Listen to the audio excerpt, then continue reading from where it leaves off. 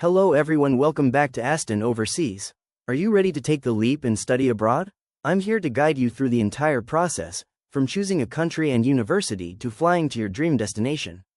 Let's get started. The first step is the selection of country and university. Choose your country and university. Research countries that align with your interests and goals.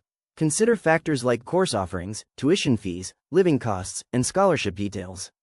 Shortlist 3 to 5 universities that fit your criteria. Next, start the application process.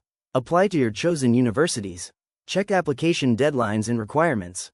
Prepare necessary documents, such as academic transcripts, language proficiency test scores, and letters of recommendation. Submit applications through the university's online portal. Receive conditional or unconditional offer letter. If your application is successful, you'll get a conditional or unconditional offer letter.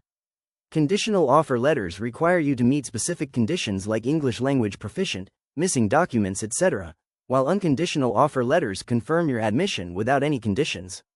Interview from university. Some universities conduct interviews as part of the application process. Be prepared to showcase your English language proficiency and why you choose the particular course and university. Payment of tuition fees. Once you accept an unconditional offer, the university will require you to pay a deposit to secure your place.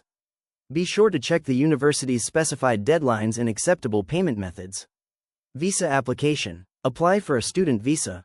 Requirements vary depending on the country, but typically include an offer letter, proof of tuition fees payment, and proof of financial support. Submit your application, book an appointment and attend an interview. Fly to study abroad destination. Book your flights. Research your destination to prepare for your new life abroad.